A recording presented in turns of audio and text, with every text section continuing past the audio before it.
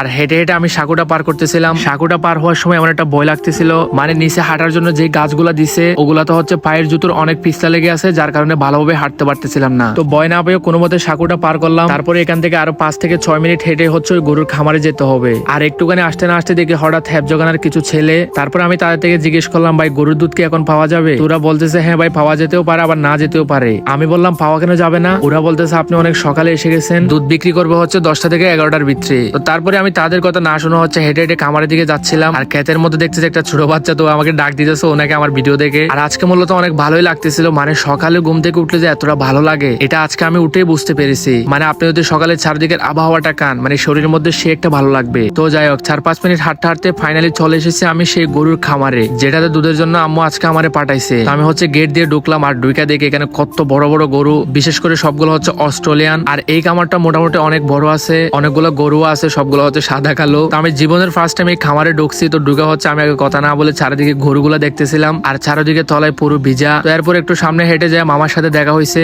তারপরে মামাকে বললাম মামা আমি অনেক দূর থেকে এসেছি, আমাকে 2 লিটার দুধ দেন। এটা বলতে না বলতে মামা হুট করে বলে উঠলো এখন তো দুধ বিক্রি হবে না, দুধ নিতে চাইলে আপনার 10:30টায় আসতে হবে। আমি তো অবাক, এত সকাল সকাল ঘুম থেকে উঠে আসলাম, এখন যাইয়া কি একটা বাস খাইলাম।